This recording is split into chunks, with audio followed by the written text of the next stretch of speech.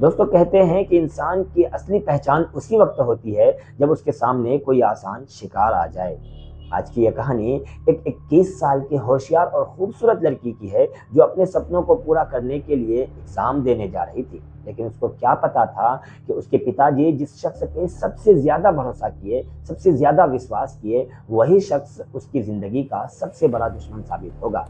आखिर कैसे एक भरोसेमंद रिश्तेदार ही हैवान बन बैठा और कैसे एक परीक्षा का सफर उसकी मौत की वजह बन गया। जानने के लिए वीडियो को अंत तक जरूर देखिएगा, क्योंकि इसके बाद आप भी किसी पर आंख बंद करके भरोसा करने से पहले 100 बार सोचेंगे। हे हाय हेलो नमस्कार सत श्री अकाल अस्सलाम वालेकुम दोस्तों, स्वागत है आप सबका अपने ही यूट्यूब चैनल अंधेरे राज पर। दोस्तों आज की जो सच्ची घटना है ये उत्तर प्रदेश के एक जिले से छोटे से गांव से जुड़ी है, जहां एक परिवार रहा करता था। उस परिवार में एक रवि नाम का लड़का था जो काफी मेहनती और काफी ज़हीन था और खूब मेहनत से पढ़ता था। और वो इतना ब्रिलियंट स्टूडेंट था कि उसको अगर कोई सवाल करता तो फटाफट उसका जवाब दे देता था। और उसकी मेहनत का और लगन का चर्चा पूरे ख़ानदान में चलता था और उसके फूफी फूफा को भी उसके बारे में मालूम था कि वो कितना मेहनती और कितना लगन से पढ़ने वाला बच्चा है। और उसके फूफी की एक बेटी थी जिसका नाम काजल था। उसकी उम्र करीब 21 साल की थी। उसको कभी भी पढ़ाई में कोई डिस्टर्ब होता था, कोई दिक्कत होता था, कोई मुश्किल पेश आती थी तो वो अपने मामा के बेटे यानी रवि को कॉल करके पूछ लिया करती थी और रवि उसको बता दिया करता था। और इसी पढ़ाई के चलते, इसी पढ़ाई के बहाने से दोनों के बीच काफ़ी बातचीत होती थी। और हाँ, बातचीत जो होती थी वो सिर्फ पढ़ाई से रिलेटेड ही होती थी। और काजल की माता पिता को जब पता चलता है कि उसकी बेटी अपनी पढ़ाई के रिलेटेड अपने मामा के बेटे रवि से बातचीत करता है तो उसकी माता पिता भी खुश होते थे कि अगर रवि इसकी मदद करेगा तो ये भी आगे बढ़ेगी और कहीं ना कहीं इसका भी कोई ना किसी चीज़ में सिलेक्शन हो जाएगा और ये कामयाब हो जाएगी। दोस्तों जो काजल थी वो किसी इंटर्नशिप की तैयारी कर रही थी और कुछ ही दिन बीता था कि उसके इंटर्नशिप का एग्ज़ाम का डेट आ गया था। और उसका जो सेंटर है उसके गांव से काफ़ी दूर पड़ता है। वो अपने पिता से कहती है कि पिताजी, हमारा जो सेंटर है वो अपने गांव से काफ़ी दूर पड़ा है, इसलिए मैं अकेली तो नहीं जा सकती हूँ, मेरे साथ आपको जाना होगा। और आपको बता दें, काजल के जो पिता होते हैं वो एक बिजनेसमैन आदमी होते हैं। किसी चीज़ का दुकान होता है या फिर रेस्टोरेंट होता है, वो अपने बिजनेस में बिजी रहते हैं, एक कारोबारी आदमी होता है। इसलिए वो अपनी बेटी को मना कर देता है कि बेटी, मैं तुम्हारे साथ कैसे जा सकता हूँ, अगर चला जाऊँगा तो 3 दिन का नुकसान होगा और 3 दिन ये कारोबार कौन संभालेगा, तुम्हारा कोई भाई भी तो नहीं है और तुम्हारी माँ जो है वो भी ज़्यादा पढ़ी लिखी नहीं है, नहीं तो मैं उसको ही भेज देता था। तुम ऐसा करो, तुम अपने मामा के बेटा रवि को कॉल पर कहो कि वो तुम्हारे साथ जाए और तुमको एग्ज़ाम दिला करके लेकर के आए। काजल कहती है, पिताजी मैं इस बारे में उससे बात नहीं करूँगी, पता नहीं वो मेरी बात मानेगा भी या नहीं। आप ऐसा करो, आप खुद कॉल करके उसको बोलो और वो मुझे एग्ज़ाम दिलाने लेकर के जाए। उसके बाद काजल के पिता रवि को कॉल करते हैं और कहते हैं, बेटा मैं तुम्हें एक बात कहने के लिए कॉल किया हूँ और तुमसे एक रिक्वेस्ट करना चाहता हूँ।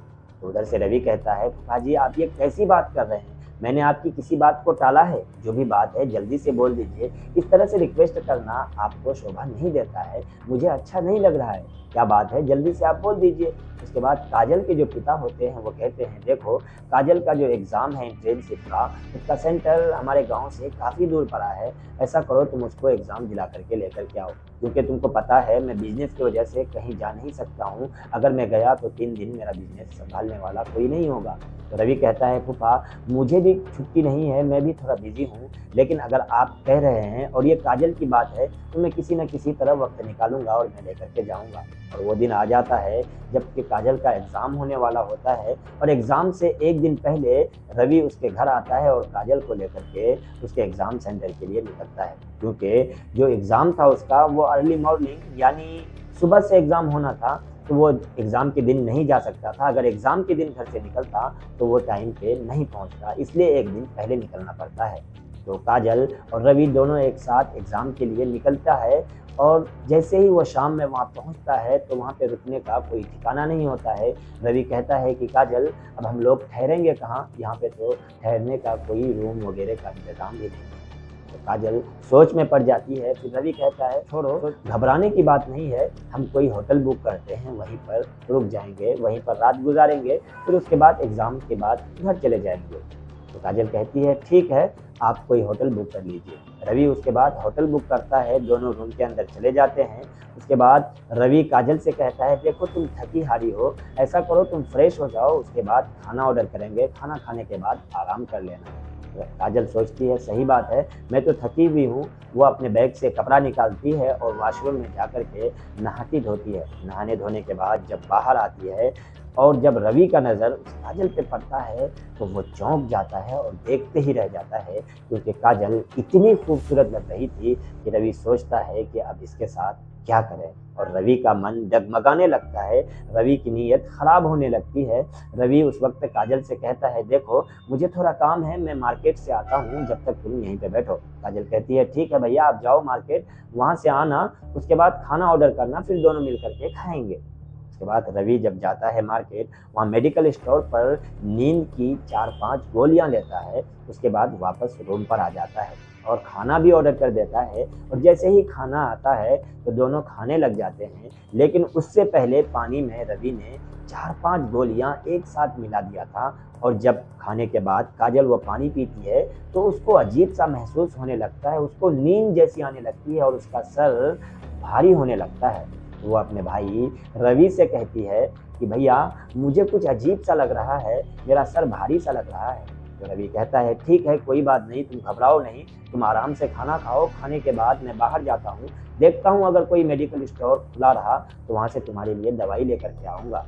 उसके बाद दोनों खाना खाते हैं। खाना खाने के बाद रवि रूम से बाहर जाता है और बाहर जाकर के रूम लॉक कर देता है और कहीं नहीं जाता है, बल्कि रूम के बाहर ही 15 से 20 मिनट खड़ा रहता है। उसके बाद रूम के अंदर आता है और काजल से कहता है कि देखो कोई दुकान ओपन नहीं है, कोई दुकान खुला हुआ नहीं है, रात काफ़ी हो चुकी है, ऐसा करो तुम आराम करो, सब ठीक हो जाएगा, हो सकता है तुम्हें थकावट की वजह से ऐसा लग रहा हो। काजल भी सोचती है हो सकता है बस पर आई हूँ, थक गई होंगी, इसलिए मेरा तबीयत ख़राब लग रहा है और सर भारी लग रहा है। काजल सो जाती है और कुछ ही देर में काजल पर वो नींद की गोलियां असर करने लगती है और वो काफ़ी नशे में आ जाती है और सो जाती है।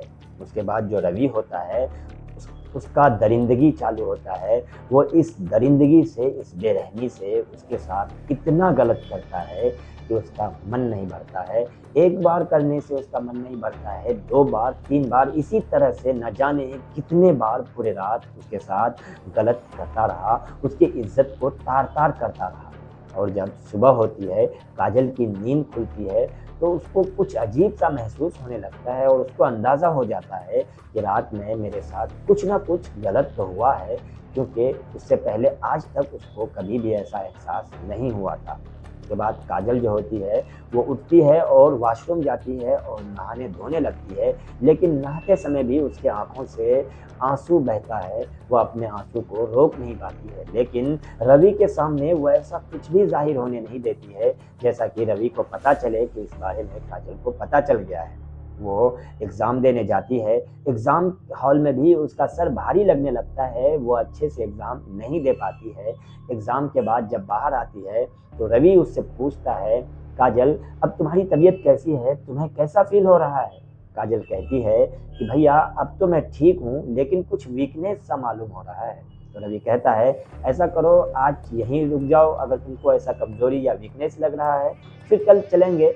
लेकिन काजल जो है उसके इरादे को भांप लेती है और काजल कहती है नहीं, मुझे अब 1 मिनट यहाँ नहीं रुकना है, मुझे घर जाना है। रवि कहता है ठीक है जैसी तुम्हारी मर्जी, अगर घर जाना चाहती हो तो चलो घर जाएंगे। फिर वो लोग होटल के रूम में जाते हैं, वहाँ से अपना सामान पैक करते हैं। उसके बाद होटल से चेक आउट करके वो लोग निकल जाते हैं घर के लिए। और पैदल ही कुछ दूर जाना पड़ता है, क्योंकि बस स्टॉप जो होता है वो वहीं नज़दीक नहीं होता है। दोनों पैदल चल रहे थे और बातचीत करते जा रहे थे। काजल जो होती है वो बात तो करती है, लेकिन बहुत रूडली बिहेव करती है, यानी बहुत रूखी बात करने लगती है, जिससे रवि को अंदाज़ा हो जाता है कि काजल को रात के बारे में सारी बात मालूम हो गई है, इसलिए वो इस तरह से मुझे रूडली बिहेव कर रही है, मुझे रूखी मुझसे बातें कर रही है। तो रवि सोचने लगता है कि अगर इसको घर लेकर के जाऊंगा तो ये सारी बात घर में बता देगा और मेरी इज्जत तार तार हो जाएगी, मुझे सब लोग गंदा समझेंगे, गलत समझेंगे। इससे अच्छा है कि इसको रास्ते से ही हटा दिया जाए। और कुछ ऐसा प्लान बनाता है कि लोगों को वह हादसा लगे, वह एक्सीडेंट लगे और रवि पर कोई उबाल नहीं आए, रवि पर कोई इल्ज़ाम ना लगाए। वो लोग बात करते करते चलने लगते हैं और पीछे से एक लारी यानी ट्रक आ रही होती है। तो रवि क्या करता है कि काजल को धक्का मार देता है और वहीं ऑन द स्पॉट काजल की मौत हो जाती है, काजल की डेथ हो जाती है। उसके बाद वहाँ लोगों की जमघट लग जाती है, भीड़ लग जाती है। रवि रोने लगता है कि मैं तो इस साइड इसको चलने बोल रहा था लेकिन वो ये साइड में चल रही थी और ट्रक ने इसको टक्कर मार दिया और ये देखो मेरी बहन का क्या हो गया। लोग उसको किसी तरह से संभालने की कोशिश करता है। रवि जो है नाटक करने लगता है और पुलिस मौके पर आती है और काजल की लाश को पोस्टमार्टम के लिए भेजती है और उसके घर वालों को खबर होता है। घर वाले आते हैं, काजल की लाश को लेकर के जाते हैं और उसकी दाह संस्कार कर देते हैं। और घर वाले जो हैं उसको एक्सीडेंट समझ करके, सड़क हादसा समझ करके भूलने की कोशिश करते हैं। लेकिन इस बात को कुछ ही दिन बीते थे, यानी 2 से ढाई महीने बीते होंगे कि काजल के जो पिता होता है उसको अजीब सा मालूम होने लगता है, अजीब सा एहसास होने लगता है। उसका दिल मानता ही नहीं है कि मेरी जो बेटी है वो एक्सीडेंट में मरी है, बल्कि उसके साथ कुछ ना कुछ गलत ज़रूर हुआ है। उसके बाद काजल के जो पिता होते हैं अपने बिजनेस को बंद करता है कुछ दिनों के लिए और वो उस जगह पर जाकर पहुंचते हैं जहां उसकी बेटी का एक्सीडेंट हुआ था। वहां के लोगों से मालूम करते हैं कि आज से कुछ दिन पहले एक लड़का लड़की इस सड़क पर चल रहा था और लड़की का एक्सीडेंट होकर ऑन द स्पॉट वहीं पर मौत हो जाता है। क्या तुम लोगों को उसके बारे में मालूम है? तो कुछ लोगों को याद रहता है और कुछ लोग भूल जाते हैं। लेकिन काजल के जो पिता होता है वो मालूम करते करते एक रेहड़ी वाले के पास पहुंचता है जो केला बेच रहा होता है। उस केला बेचने वाले से पूछता है कि भाई साहब, आज से 2 ढाई महीना पहले यहाँ पर एक लड़की का एक्सीडेंट होकर के मौत हो गया था, इसके बारे में आपको कुछ पता है? तो केला वाला कहता है, हाँ मुझे उस हादसे के बारे में अच्छी तरह से मालूम है, क्योंकि उस टाइम मेरी दुकान पर कोई कस्टमर नहीं था। मैंने देखा कि मेरी दुकान के सामने से एक लड़का लड़की बात करते हुए जा रहा है और फिर थोड़ी ही दूर जाता है कि उसके पीछे से एक ट्रक आता है और लड़का जो है लड़की को धक्का देता है और लड़की की वहीं पर मौत हो जाती है। ये सुनते ही काजल के पिता के पैरों तले से ज़मीन खिसक जाती है और उसकी आंखों से आंसू बहने लगता है। उसके बाद काजल के जो पिता होते हैं उस केला वाले से रिक्वेस्ट करके उसको लेकर के पुलिस स्टेशन जाते हैं और पुलिस में FIR दर्ज करवाते हैं, एक रिपोर्ट लिखवाते हैं। उसके बाद पुलिस को जैसे ही ये रिपोर्ट मिलती है और जबकि गवाह भी रहता है तो पुलिस उस रिपोर्ट पर छानबीन करती है और पुलिस काजल के पिता को लेकर काजल के एग्जाम सेंटर तक पहुंचती है। वहां के तमाम तर होटलों में मालूम करती है कि फलाने नाम का लड़का यानी रवि नाम का लड़का और काजल नाम की लड़की इस डेट को यहाँ पर रुका था क्या। एक होटल से मालूम होता है कि हाँ ये दोनों एक डेट में यहाँ पर रुका है और फिर सुबह चेकआउट करके चला गया था और उसके बाद यहाँ पर नहीं आया। लेकिन पुलिस उस होटल की CCTV फुटेज को चेक करती है, क्योंकि बड़ी मुश्किल से वो फ़ोटो मिलता है। क्योंकि आपको पता होगा कि CCTV का जो फ़ोटोज़ होता है वो मैक्सिमम 3 महीने तक ही रहता है। अगर उसको सेव नहीं किया जाए तो 3 महीने के बाद ऑटोमेटिक डिलीट हो जाता है। काफ़ी मुश्किल से वो फुटेज मिलता है जिसमें ये देखा जाता है कि रवि जो है कमरे से बाहर निकल करके 10 से 15 मिनट यानी 15 से 20 मिनट वो दरवाजे के पास खड़ा होता है, फिर दरवाज़ा खोल करके अंदर चला जाता है। पुलिस को इस आधार पर शक होता है कि जो कमरे से बाहर आया वो चाहे तो कहीं घूमने जाता या कहीं और, लेकिन कमरे के बाहर 10 से 15 मिनट 20 मिनट वहीं पे खड़ा रहा, फिर कमरे के अंदर चला गया। ये क्या वजह हो सकती है? इस आधार पर पुलिस रवि को गिरफ्तार करती है और उससे पूछताछ शुरू करती है। लेकिन रवि जो होता है वो काफ़ी घुमा फिरा करके बात करता है, पुलिस को कुछ बताने के लिए तैयार ही नहीं होता है। लेकिन जब पुलिस अपने तरीके से पूछती है, अपने तरीके से यानी मारपीट करके पूछती है, तब जाकर के रवि अपना ज़बान खोलता है और कहता है, जब मैंने काजल को नहाने के बाद देखा तो मेरा नीयत बिगड़ गया। मैंने ऐसा उसको कभी नहीं देखा था और मैंने बाहर मेडिकल स्टोर से नींद की गोली ला करके उसको पानी में मिला करके पिला दिया और जब वो नींद से सो गई तो मैं अपनी हवस को पूरा करने के लिए उसके साथ ऐसा काम किया। दोस्तों, काजल के साथ जो हुआ वो सिर्फ एक परिवार ही नहीं बल्कि पूरे समाज को झकझोर कर रख दिया। एक तरफ वो लड़की जो अपनी मेहनत और सपने सपनों से अपना भविष्य संवारना चाहती थी, दूसरी तरफ उसका ही खून भरोसे का गला घोट दिया। ये कहानी हमें ये सिखाती है कि रिश्ते चाहे कितने ही नज़दीकी क्यों ना हो, उस पर अंधा विश्वास नहीं करना चाहिए, क्योंकि हैवानियत का जो चेहरा होता है वो अक्सर अपनों के बीच से ही निकलता है। दोस्तों, इस दर्दनाक और सच्ची घटना के बारे में आपकी राय क्या है, कमेंट करके ज़रूर बताइएगा।